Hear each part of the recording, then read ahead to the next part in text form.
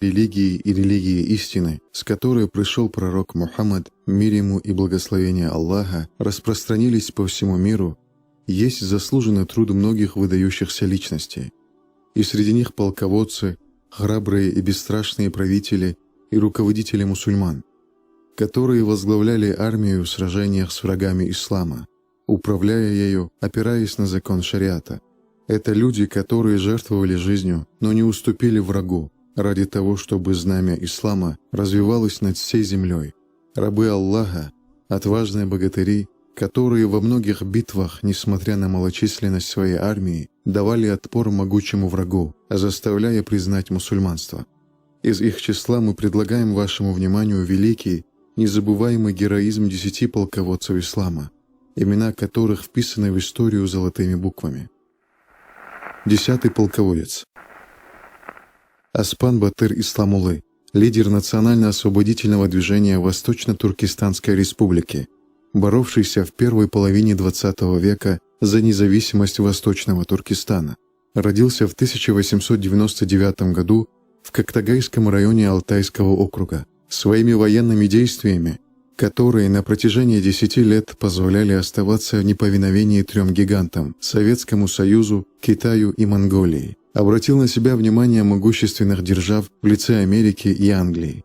В этот момент и сам Батыр, и его армия были верны своей религии исламу и не пропустили ни единого намаза. В тот момент, когда вражда и коварство китайского правления породило среди населения недовольство, Оспан Батыр собрал малочисленный отряд, который в итоге перерос в 10-тысячную армию, став внушительной силой, которая нанесла безжалостный удар по китайской власти.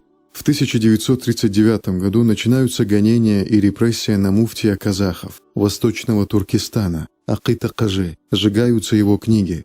Это противостояние отважных казахских сынов против китайской армии, которая под предлогом религиозного меньшинства начали оказывать давление, несло существенную угрозу для страны драконов.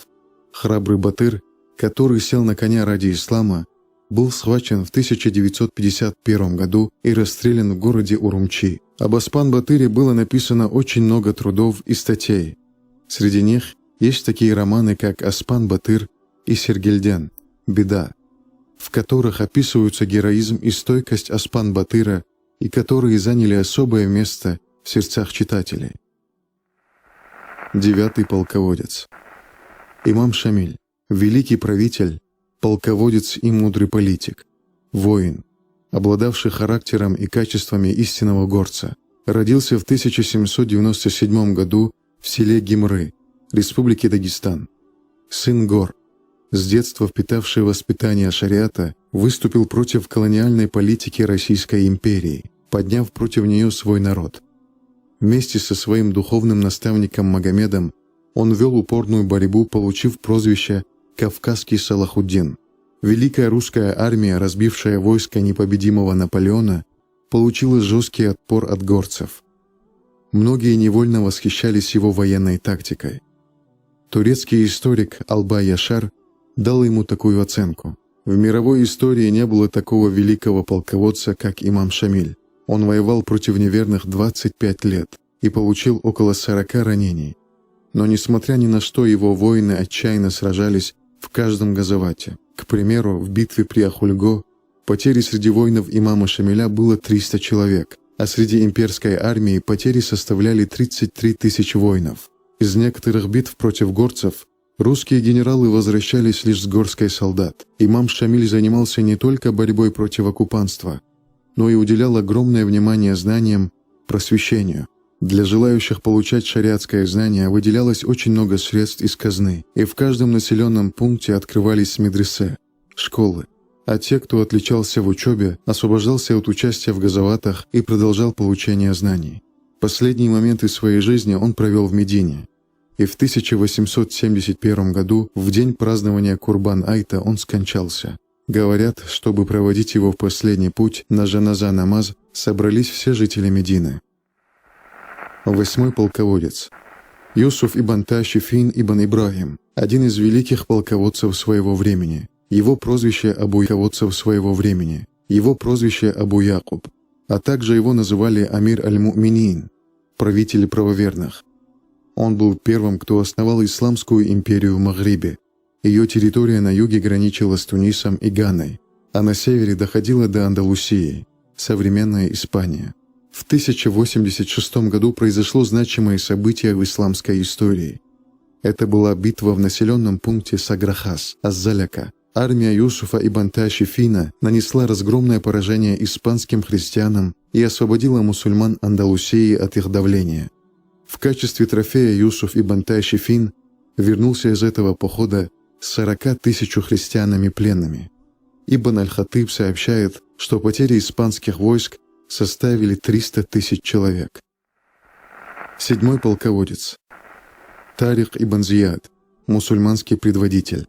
Он был избран командующим войсками в походе 7 умавитов против визготов Испании в 711-718 годах. Он руководил 12 000 арабами-мусульманами в битве на Пиренейском полуострове против 33-тысячной армии христиан и одержал над ними победу. Он родился в 670 году в Северной Африке в семье берберов. Несмотря на то, что он родился рабом и умер нищим, он оставил свой след в истории ислама. Тарик ибн Зияд был назначен правителем Магриба того времени Мусой ибн Нусайром, руководителем войска, которое было отправлено на завоевание острова Андалусия.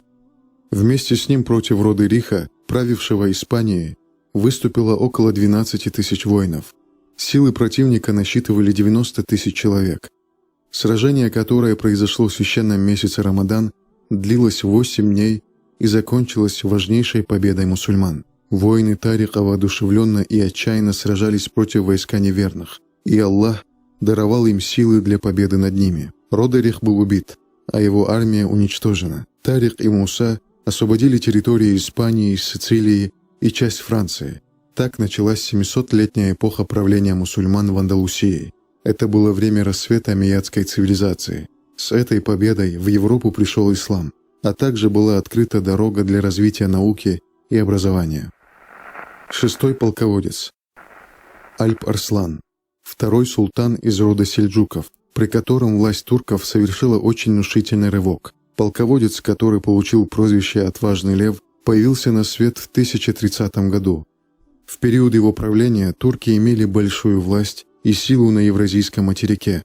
Он расширил границы государства от Хорасана до западной границы Ирана, завоевал Грузию и Армению. Он со своим 30-тысячным войском одержал победу над 70-тысячной византийской армией крестоносцев в битве при Манцикерте. После этой разгромной победы он взял в плен императора Византии и отпустил его за внушительный выкуп.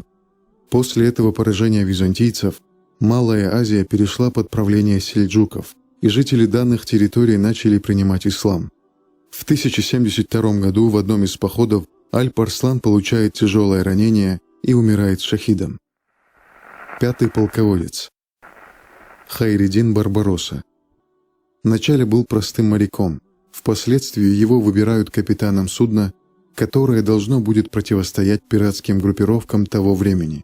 Позже, показав выдающиеся результаты, он становится великим адмиралом морского флота Османской империи. В 1538 году в битве при Превезе Барбаросса во главе Османского флота, насчитывавшего 122 галеры и 12 000 солдат, выступил против самого влиятельного союза Европы, Объединенного Священного Альянса, Венецианская республика, Республика Генуя, военные корабли папского государства, пираты ордена Святого Иоанна. У них была самая мощная флотилия, какой еще не было в истории. Она состояла из 302 кораблей и 60 000 солдатов.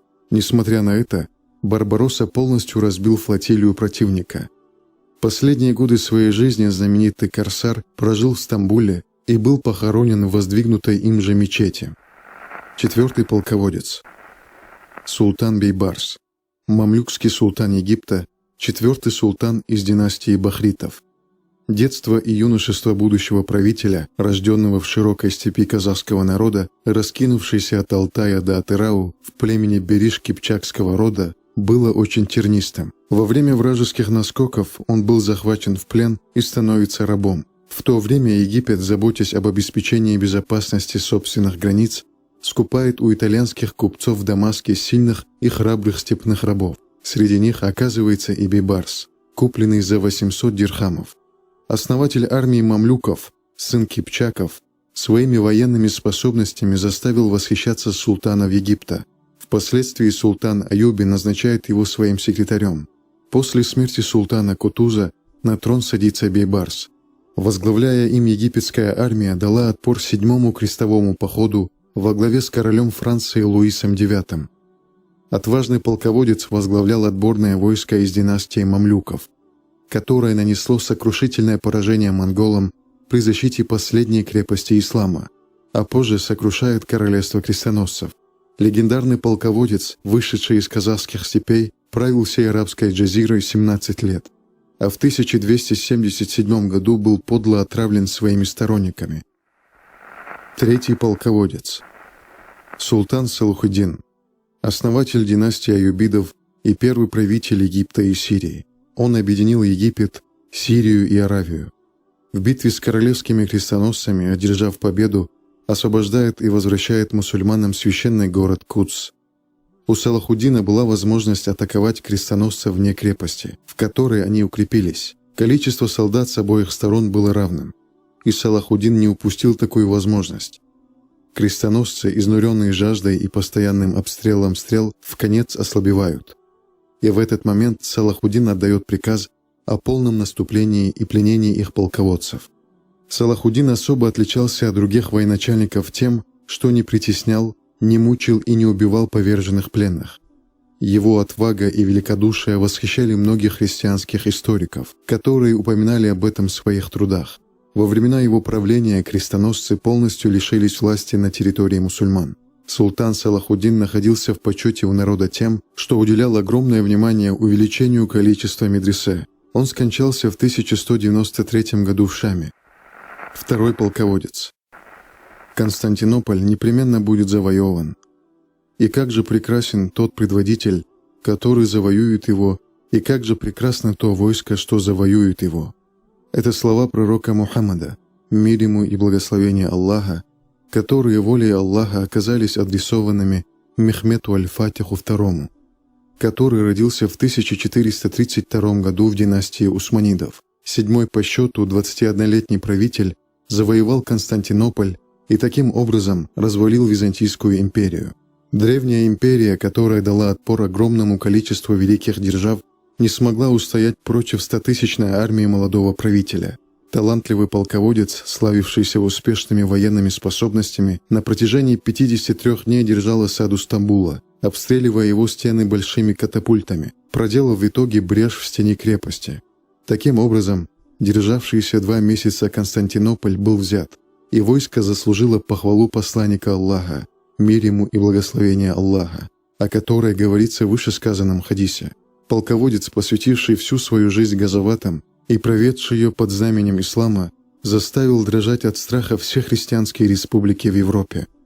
В одном из завоевательных походов на Рим в 1481 году полководец заболел и вскоре покинул этот мир. Первый полководец. Халид ибн Валид, меч Аллаха. Он был главным правителем и главным военачальником исламского халифата. Также он сражался в рядах подготовленных, искусных воинов-мечников, а войска, возглавляемые им, всегда отличались целостностью, сплоченностью, отвагой и бесстрашием.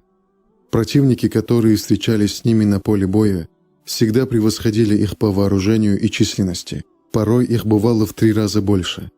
Несмотря на это, армия Халида в сражениях против персов-сасанидов освобождает Ирак, а в сражениях против византийцев освобождает Сирию. В битве при Ярмуке 40 тысяч воинов-мусульман будут противостоять армии численностью 200 тысяч византийцев.